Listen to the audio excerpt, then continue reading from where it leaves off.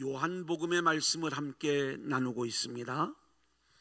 지난주에는 베데스다 연못가에 38년 된 병자의 이야기를 통해서 율법 세대 그리고 은혜 세대라고 하는 주제로 함께 말씀을 나누었지요. 오늘은 아버지와 아들입니다. 언젠가 코미디 프로그램에 아버지와 아들이 있었어요. 그거하고는 비교할 수 없는 놀라운 복음을 오늘 말씀은 품고 있는 거예요. 오늘도 주시는 말씀을 통해 함께 은혜 받는 귀한 시간 될 수 있기를 소원합니다.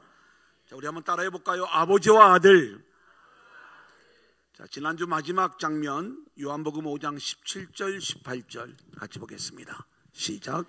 예수께서 그들에게 이르시되 내 아버지께서 이제까지 일하시니 나도 일한다 하시매 유대인들이 이로 말미암아 더욱 예수를 죽이고자 하니 이는 안식일을 범할 뿐만 아니라 하나님을 자기의 친아버지라 하여 자기를 하나님과 동등으로 삼으심이로라. 요한복음은 1장부터 12장까지의 말씀이 표적 이야기고, 그리고 13장부터 21장까지가 영광 이야기, 다른 말로 순환 이야기다, 이렇게 말씀을 드렸습니다. 예수님이 많은 표적을 행하셨는데 1장부터 12장까지 7가지 표적을 우리 가운데 말씀하시는데, 우리가 첫 번째, 두 번째, 세 번째까지의 표적 이야기를 함께 나눈 거예요. 다음 주에는 네 번째 표적을 우리가 나누게 되겠습니다. 근데 이 표적들은 단순히 예수님이 능력자이심을 보여주는 표적이 아니라 예수님이 왜 그리스도이신가를 우리에게 사인해주는 표적이다, 이렇게 말씀을 드렸죠. 단순히 예수님은 하나님의 아들이니까 능력을 가지신 분이야, 이렇게만 우리가 표적을 이해한다면, 물로 포도주를 만드는 기적이나 오병이어의 기적이나 바다 위를 걸으시는 기적이나 그저 능력자 예수로만 적용해버리면 되는 거예요. 그런데 일부러 이 7가지 표적을 우리에게 말씀하시는 것은 예수님이 왜 우리에게 메시아이신가, 예수님이 메시아 되시는 표적을 우리 가운데 보여주는 말씀인 것이다. 첫 번째 표적이 가나의 혼인잔치에서 물을 포도주로 만드신 표적인데, 이 표적은 가치 없는 것을 가치 있는 것으로 바꾸어 내시는 어떤 주님의 능력을 우리에게 보여주시는 표적이 아니라, 주님은 포도주를 만들어 주시기 위해 이 땅에 오셨는데, 주님이 만들어 주시는 진짜 포도주는 십자가에서 흘리실 보혈의 포도주임을 우리 가운데 사인해 주는 내용이 바로 이 가나의 혼인잔치의 포도주 이야기다, 이렇게 말씀을 드렸습니다. 그래서 주님이 아직 내 때가 이르지 아니하였다, 이렇게 말씀하는 것이고, 그리고 연회장은 이 좋은 포도주가 어디에서 나오는지 모르지만 말씀에 순종했던 하인들만 진짜 좋은 포도주는 예수에게서 나온다는 것을 그들이 알고 있었던 거예요. 두 번째 표적 이야기는 왕의 신하의 아들을 고쳐주신 사건이에요. 내 아들이 낳았느니라. 이 아들이 살아난 이야기는 마치 주님이 살아난 이야기를 우리 가운데 들려주는 듯한 말씀이고요, 실제로 이 왕의 신하의 아들은 다시 대체할 수 없는 외아들의 모습으로 등장을 하는데, 이 아들을 살려내는 우리 주님의 이야기, 이 이야기도 단순한 치유와 기적의 이야기가 아니라 하나님의 외아들이 이 땅에 오셔서 죽을 수밖에 없는 인류의 외아들을 당신의 십자가로 살려내는 이 놀라운 복음의 이야기를 담고 있는 것, 이것이 바로 두 번째 표적임을 말씀드렸어요. 세 번째 표적 지난주에 나누었죠. 베데스다 38년 된 병자의 이야기. 그가 은혜의 집에 와 있음에도 불구하고 이 베데스다라고 하는 은혜의 집에 진짜 은혜를 붙잡지 못하고 그저 1등으로 연못에 들어가 치유를 쟁취하려고 했지만, 그렇게 자신이 1등하고자 하는 율법과 종교로는 진정한 치유를 받을 수 없다는, 그래 율법에 갇힌 인생들은 은혜의 집에 와 있음에도 불구하고 38년을 방황할 수밖에 없다는 원리를 우리 가운데 말씀해 주면서, 강권적으로 은혜로 찾아오신 주님의 은혜로 인하여 이 사람이 율법 세대의 사람에서 은혜의 세대로 바뀌어지는 놀라운 표적의 이야기를 우리가 함께 나누었어요. 그런데 이 이야기 역시 단순히 표적 치유의 이야기가 아니라 예수님이 이 일을 안식일에 행하시는 거죠. 아버지께서 안식일에 생명을 살리는 일을 하시는데, 아버지께서 일하시니 나도 일한다, 이렇게 우리 주님 말씀을 하시면서 안식일에 생명을 살리는 자로 이 땅에 오셨음을 우리 가운데 보여주시는데,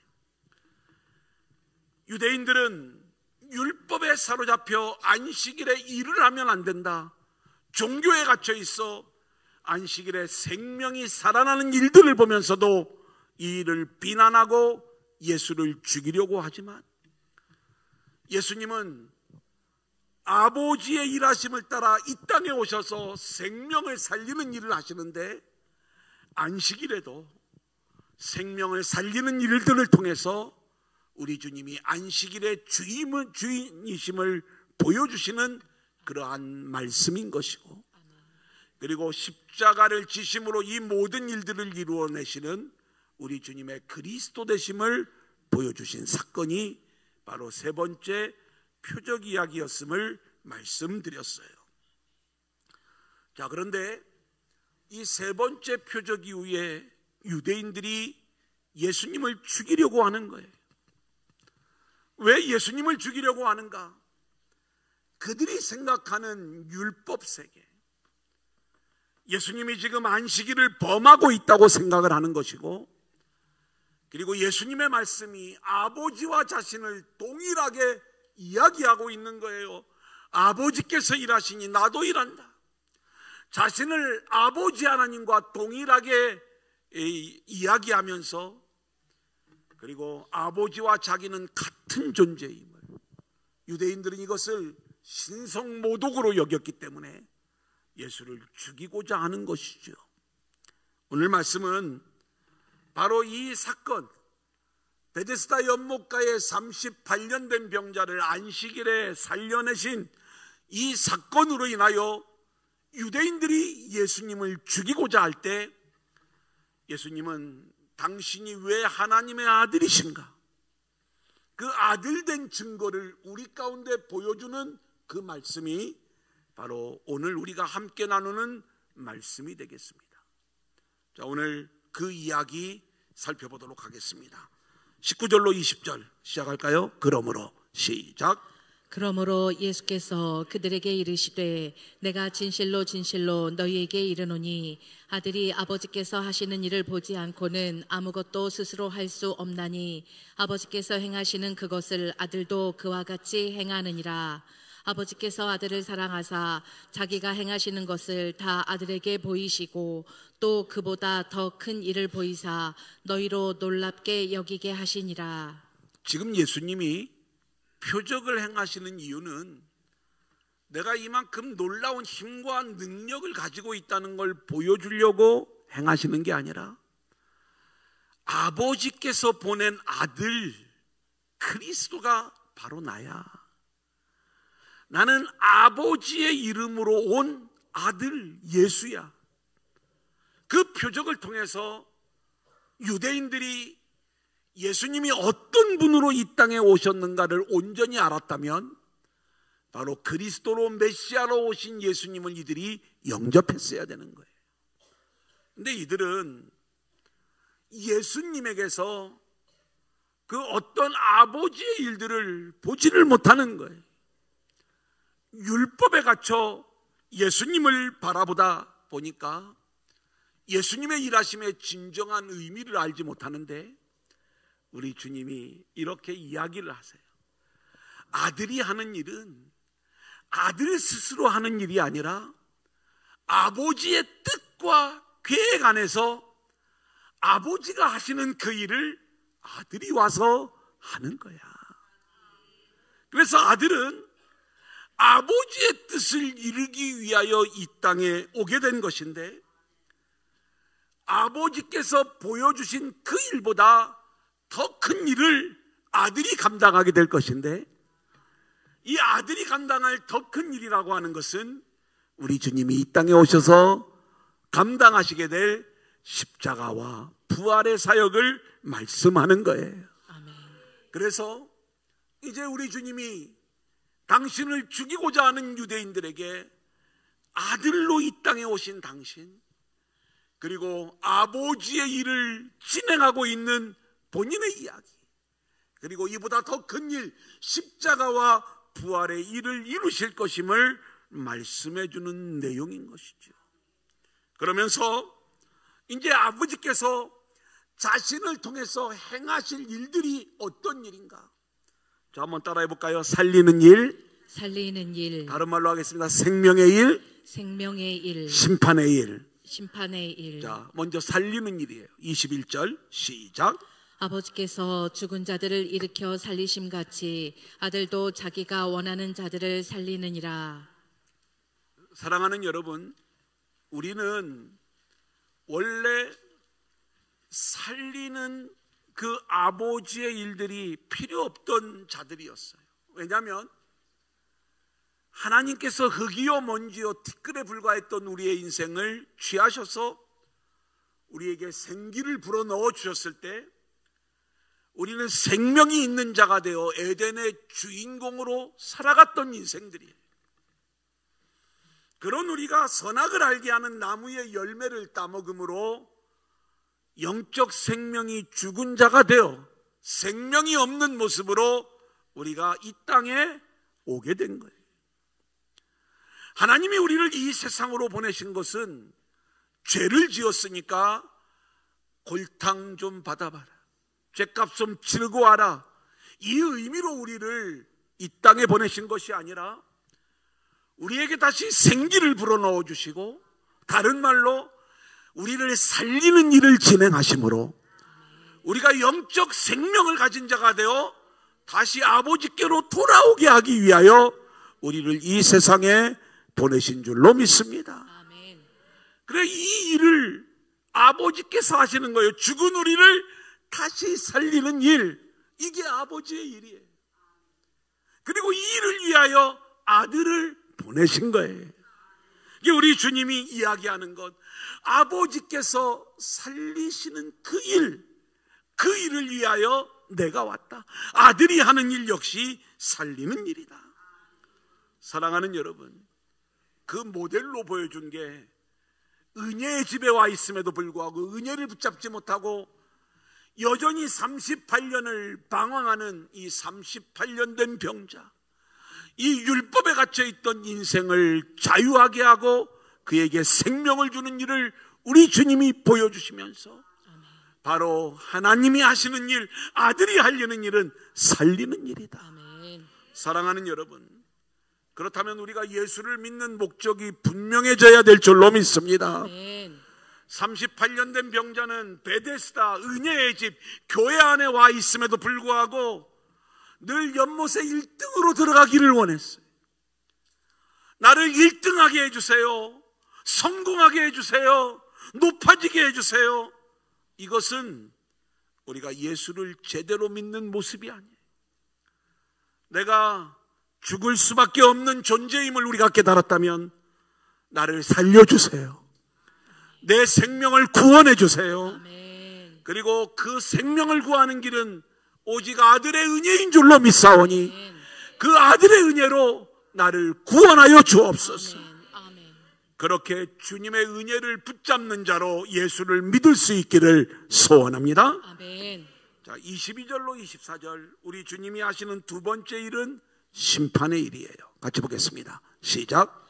아버지께서 아무도 심판하지 아니하시고 심판을 다 아들에게 맡기셨으니 이는 모든 사람으로 아버지를 공경하는 것 같이 아들을 공경하게 하려 하심이라. 아들을 공경하지 아니하는 자는 그를 보내신 아버지도 공경하지 아니하느니라. 내가 진실로 진실로 너희에게 이르노니 내 말을 듣고 또 나 보내신 이를 믿는 자는 영생을 얻었고 심판에 이르지 아니하나니 사망에서 생명으로 옮겼느니라. 여러분, 우리 주님에게 살리는 일을 맡기셨고 두 번째는 심판의 일을 맡기셨다, 이렇게 말씀을 하고 있잖아요. 자, 아들에게 심판을 맡겼다는 이야기는 아들이 어떤 심판의 칼을 휘두른다, 이런 의미로 말씀하신 게 아닙니다.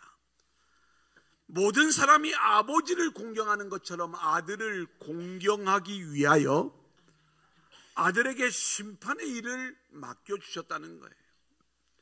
달리 말하면 우리가 생명을 얻기 위해서는 아들을 믿어야 되는데, 이렇게 아들을 믿는 일이 아들을 공경하는 일이고, 그렇게 아들을 공경하는 자들은 생명과 구원을 얻게 되지만, 아들을 믿지 않는 자들은 아들을 공경하지 않는 모습이 되는 것이고, 결국 아들을 믿지 않을 때 심판에 놓이게 됨을 우리 가운데 말씀해 주고 있는 것이지요. 사랑하는 여러분, 그래 저와 여러분은 아들을 공경하는 자들로 세워질 수 있기를 소원하는데, 아멘.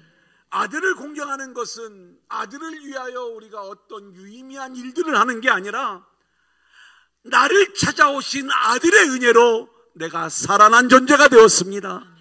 내가 구원받은 것은 전적인 아들의 은혜입니다. 이것을 믿음으로 고백함으로 아들을 공경하는 자들이 될 수 있기를 소원하고요. 아멘.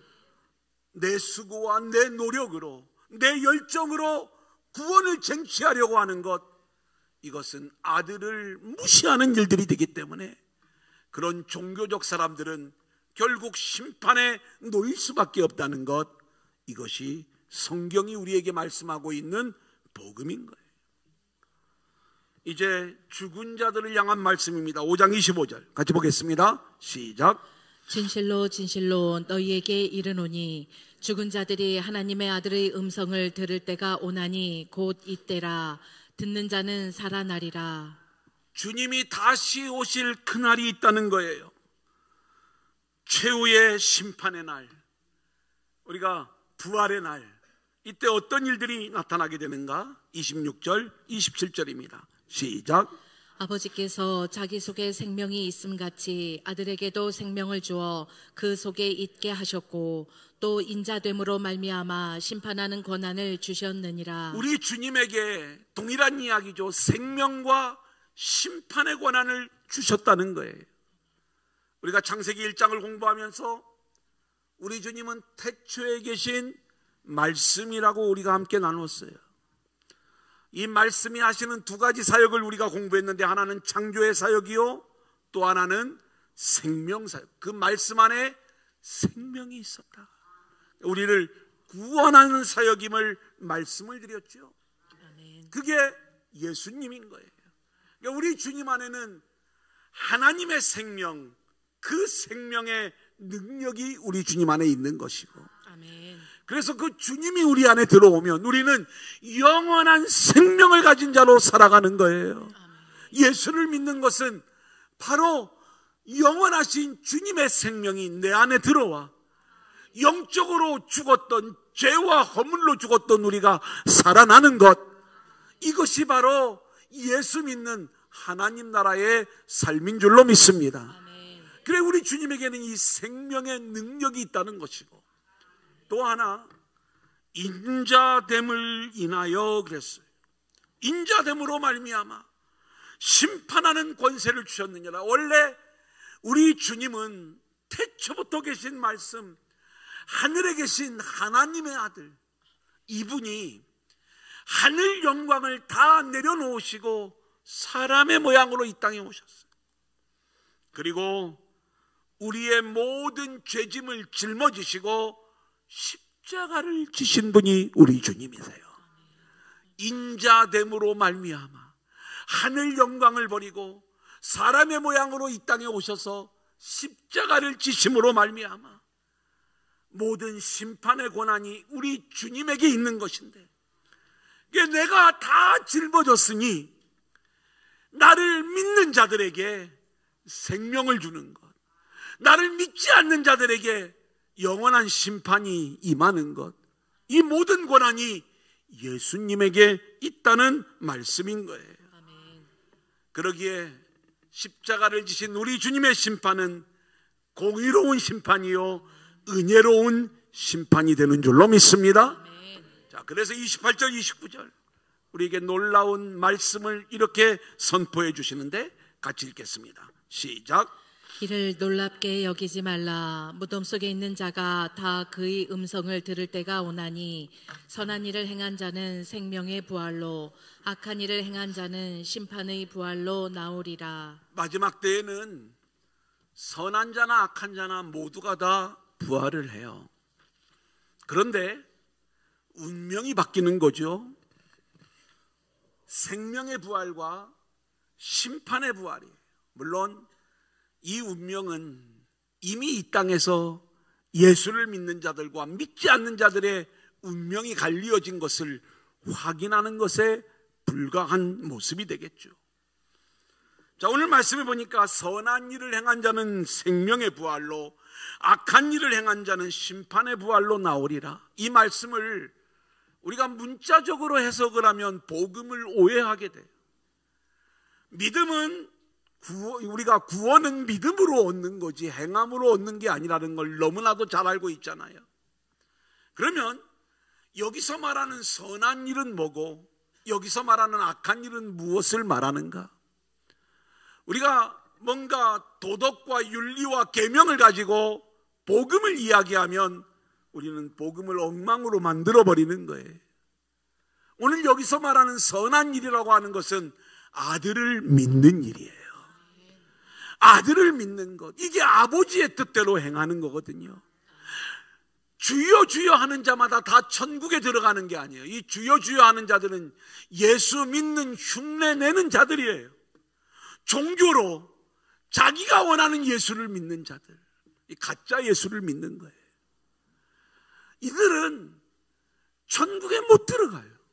아버지의 뜻대로 믿는 것, 아버지께서 보내신 십자가의 예수를 믿는 자들, 아들 예수를 믿는 자들, 이것이 선한 일이에요.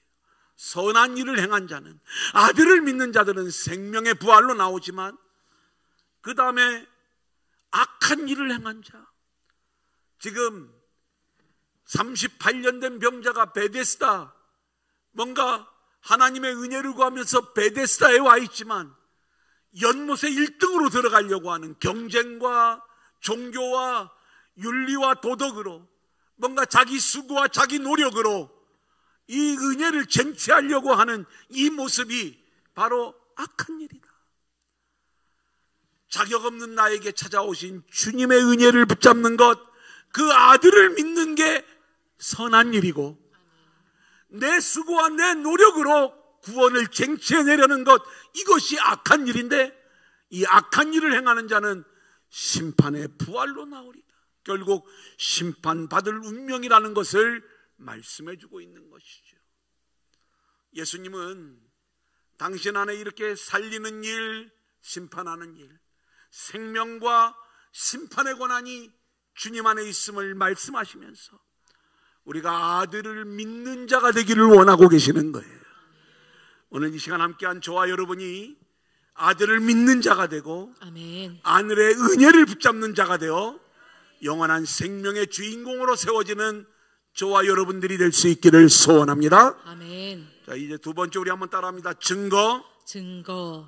자, 30절로 32절 같이 볼까요? 시작. 내가 아무것도 스스로 할 수 없노라. 듣는 대로 심판하노니 나는 나의 뜻대로 하려 하지 않고 나를 보내신 이의 뜻대로 하려 함으로 내 심판은 의로우니라. 내가 만일 나를 위하여 증언하면 내 증언은 참되지 아니하되 나를 위하여 증언하시는 이가 따로 있으니 나를 위하여 증언하시는 그 증언이 참인 줄 아노라. 여러분 보세요. 우리 주님이 하나님의 아들 그리스도 되심을 생명과 심판의 일로 우리 가운데 말씀해 주셨지만, 율법에 의하면 두세 사람의 증인이 있어야 그 증거가 참된 것으로 인정을 받게 되는 거예요. 내가 나를 위해서 열심히 증거했지만 너희들이 이 말을 믿지 않을 거야. 하지만 내가 아들로 그리스도로 이 땅에 오는 것을 증거하는 진짜 증거들이 있어. 그러면서 첫 번째로 어떤 증거를 이야기하는가? 자, 거기 3번으로 가겠습니다. 요한복음 5장 33절로 35절을 보면 세례 요한의 증거를 말씀하고 있는 거예요. 시작. 너희가 요한에게 사람을 보내매 요한이 진리에 대하여 증언하였느니라. 그러나 나는 사람에게서 증언을 취하지 아니하노라. 다만 이 말을 하는 것은 너희로 구원을 받게 하려 함이니라. 요한은 켜서 비추이는 등불이라. 너희가 한때 그 빛에 즐거이 있기를 원하였거니와. 예수님보다 앞서 세례 요한이 왔을 때 유대인들이 세례 요한을 좋아했어요. 예수님이 이 세례 요한의 증거를 말씀하고 있는 거예요. 우리는 요한복음 1장에서 보라, 세상 죄를 지고 가는 하나님의 어린 양이로다. 우리의 죄를 대속하기 위하여 하나님께서 보내신 어린 양으로 이 땅에 오신 예수님을 증거하는 세례 요한의 증거를 우리가 공부했어요. 예수님이 이 증거를 말씀하는 거예요. 내가 본래 사람의 증거를 취하지 아니하지만 너희들의 구원을 위하여 너희들이 한때 좋아했던 그 세례 요한이 나에 대하여 증거할 때 세상 죄를 지고 가는 하나님의 어린 양이라고 증거하지 않았니? 두 번째 증거는 예수님이 하신 일이 예수의 아들 되심을, 그리스도 되심을 증거하고 있는 거예요. 36절 같이 보겠습니다. 시작. 내게는 요한의 증거보다 더 큰 증거가 있으니 아버지께서 내게 주사 이루게 하시는 역사, 곧 내가 하는 그 역사가 아버지께서 나를 보내신 것을 나를 위하여 증언하는 것이요. 요한의 증거하고는 비교할 수 없는 훨씬 더 큰 증거가 예수님에게 있다는 거예요. 요한은 예수가 하나님의 어린 양이라고 말로 증거를 했는데, 예수님은 이 땅에 오셔서 수많은 표적을 행하시면서 특별히 우리 주님이 행하시는 그 표적 하나하나가 예수가 아들이심을, 그리고 그리스도이심을 증거하는 강력한 표적이 된다, 이렇게 말씀하고 있는 거예요. 물로 포도주를 만드신 것, 왕의 신하의 아들을 고치신 것, 38년 된 병자를 고치신 것, 유대인들이 이 의미를 제대로 알지 못해서 그렇지, 그 표적의 본래 의미를 알았다면 너희가 아들로 이 땅에 온 나를 죽이려고 하는 게 아니라 오히려 나의 은혜를 붙잡기 위하여 나에게로 나왔을 거야. 이 내용을 말씀하고 있는 거예요. 자, 뿐만 아니라 우리 주님은 아버지의 직접적인 증거를 말씀하고 있어요. 37절 38절입니다 시작. 또한 나를 보내신 아버지께서 친히 나를 위하여 증언하셨느니라. 너희는 아무 때에도 그 음성을 듣지 못하였고 그 형상을 보지 못하였으며 그 말씀이 너희 속에 거하지 아니하니 이는 그가 보내신 이를 믿지 아니함이라.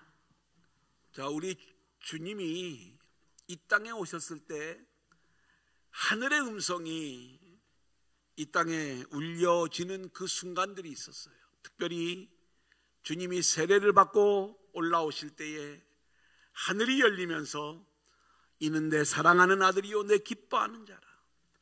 변화산에서도 하늘의 음성이 들려지고 이렇게 아버지 하나님의 직접적인 증거가 들려지고 있음에도 마음이 닫혀있는, 이 율법에 갇혀있던 유대인들은 그 음성을 듣지 못하고 아들에게서 그 아들의 형상을 보지 못하고 말씀이 그들 안에 거하지 아니하기 때문에 아버지께서 보내신 이 아들을 믿지 아니하였다, 이렇게 말씀하는 거예요. 이제 네 번째 증거는 성경의 증거입니다. 자, 5장 39절 같이 볼까요? 시작. 너희가 성경에서 영생을 얻는 줄 생각하고 성경을 연구하거니와 이 성경이 곧 내게 대하여 증언하는 것이니라. 유대인들이 성경을 사랑했어요. 성경을 통해서 영생을 얻기를 원했어요. 근데 우리 주님이 말씀하시는 거예요. 이 성경은 내게 대하여 증언하는 것이라. 여러분, 우리가 하나님의 말씀을 읽을 때에 우리는 이 말씀을 땅에서 복을 받는 이야기로 읽으면 안 되는 거예요. 이 말씀을 윤리, 도덕, 계명, 내 인격을 수양하는 책으로 읽으면 안 되는 거예요. 이 성경은 하늘의 이야기, 예수 이야기, 구원의 이야기를 우리 가운데 말씀해 주고 있기 때문에 우리는 반드시 이 성경을 통해서 예수를 만나야 되는 줄로 믿습니다. 우리가 아무리 열심히 성경을 읽었다 한들 이 말씀 속에 우리가 주님을 만나지 못했다면, 아들을 깨닫지 못했다면 많은 사람들이 인격 수양을 위해서 이 책을 읽어요. 심령이 가난한 자는 복이 있다고 하니까 마음을 비워야 되겠다. 예수를 만나야 되는 거예요. 아멘. 예수를 만나지 않으면 성경을 엉터리로 읽은 겁니다. 그게 유대인들이었어요. 예수님이 뭐라고 말씀을 하시냐면, 너희가 정확하게 성경을 읽었다면 영생을 얻기 위해 아들이신 나 예수에게로 너희들이 나와야 되는 거야. 너희들이 나에게 나오지 않는 것을 보니까 너희들은 성경을 엉터리로 읽었어. 자, 40절로 42절 같이 볼까요? 시작. 그러나 너희가 영생을 얻기 위하여 내게 오기를 원하지 아니하는도다. 나는 사람에게서 영광을 취하지 아니하노라. 다만 하나님을 사랑하는 것이 너희 속에 없음을 알았노라. 자, 43절 44절까지 읽고 제가 설명을 해드리겠습니다. 시작. 나는 내 아버지의 이름으로 왔음에 너희가 영접하지 아니하나 만일 다른 사람이 자기 이름으로 오면 영접하리라. 너희가 서로 영광을 취하고 유일하신 하나님께로부터 오는 영광은 구하지 아니하니 어찌 나를 믿을 수 있느냐. 여러분, 우리가 이 말씀을 정확하게 알아야 돼요. 성경을 읽을 때 우리는 성경이 말씀하는 그 예수를 우리가 믿어야 될 줄로 믿습니다. 아멘. 내가 원하는 예수, 내가 생각하는 예수는 세상의 힘과 권력을 가지고 와서 나에게 이 세상에 힘을 주는 그 예수를 우리가 원하고 있기 때문에 진짜 아들로 오신 예수를 거절하는 거예요. 하나님의 아들로 아버지의 이름으로 오는 아들은 이 땅에 와서 십자가를 지시고 우리의 죄의 문제를 해결해 주시고 우리를 살리실 예수님이세요. 그런데 이 예수에 대하여는 관심이 없는 거예요. 이게 진짜 아버지의 아들로 아버지의 이름으로 오는 그 예수의 이야기거든요. 너희들 보니까 아버지를 사랑하는 것이 너희 안에 그 마음이 없구나. 예수님이 이 말씀을 하시잖아요. 아버지의 관심, 아버지의 생각은 우리가 살아나는 거예요. 아멘. 영적 생명을 가진 자로 회복되어지는 거예요. 아멘. 그런데 우리는 이 영적 생명에는 관심이 없고 우리가 살아가는 이 세상의 힘과 능력을 달라고 그렇게 예수를 믿으니까 아버지의 마음과 상관없는 예수를 믿고 아버지가 보낸 예수와 상관없는 그 예수를 우리가 믿고 있는 거예요. 이런 유대인들을 향해서 너희가 아버지를 사랑하지 않는구나. 그러면서 다른 사람이 자기 이름으로 오면 영접하리라. 적그리스도 거짓 선지자가 세상의 힘과 능력을 가지고 와서 우리를 미혹할 때 거기에는 잘도 넘어가는구나, 이 내용을 말씀해 주고 있는 거예요. 왜요? 우리는 하나님의 영광을 구하는 자가 되어야 되는데 늘 우리의 관심이 자기 영광, 세상 영광 속에 있으니까 십자가를 지시기 위해 이 땅에 오신 우리 주님을, 아버지의 이름으로 온 진짜 아들을 우리가 거절하고 그리고 그를 죽이려고 하고 있는 거죠. 이제 우리 주님은 마지막으로 모세의 증거를 이렇게 말씀하고 있어요. 45절로 47절 시작. 내가 너희를 아버지께 고발할까 생각하지 말라. 너희를 고발하는 이가 있으니 곧 너희가 바라는 자 모세니라. 모세를 믿었더라면 또 나를 믿었으리니 이는 그가 내게 대하여 기록하였음이라. 그러나 그의 글도 믿지 아니하거든 어찌 내 말을 믿겠느냐 하시니라. 유대인들은 하나님을 믿는다고 이야기를 하고 그들은 출애굽의 지도자 모세를 믿는다고 늘 이야기를 해요. 우리 주님은 마지막으로 이 모세의 증거를 이야기하는 거예요. 신명기 18장 15절을 보면 하나님께서 나와 같은 선지자 하나를 일으키리니 너희는 그의 말을 들을지니라. 모세와 같은 선지자 아들 그리스도를 하나님이 보내실 때 그 아들을 믿고 그 아들의 말씀을 들을 것을 모세가 예언한 말씀이에요. 너희가 모세를 믿고 있다면 모세가 증거한 이 말씀까지 믿어야 되는 것 아니냐. 너희는 하나님을 믿지도 않고 모세도 믿지 않는 거야. 자, 이제 오늘 말씀을 정리합니다. 첫 번째, 아버지와 아들의 이야기 속에서 우리 주님은 아버지의 아들로 이 땅에 오신 그리스도이심을 살리는 일, 심판의 일을 통해서, 그리고 생명과 심판의 권한을 가지신 분이심을 증거해 보는 그 말씀을 통해서 우리 가운데 알려주셨어요.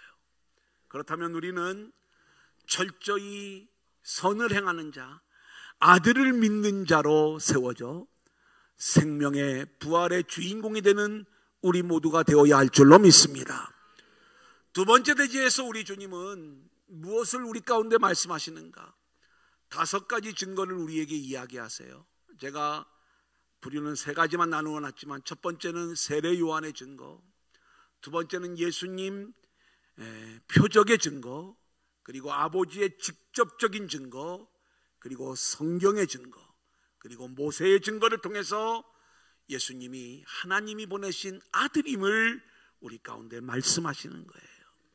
우리가 내가 원하는 예수, 내가 소망하는 이 세상의 힘과 능력을 지닌 그 예수를 내려놓고 하나님의 영광을 위하여 아버지의 이름으로 이 땅에 오셔서 십자가를 지심으로 우리의 생명을 구원해내신 그 예수, 이 예수를 붙잡고 나아가는 저와 여러분들이 될 수 있기를 주님의 이름으로 간절히 축원합니다.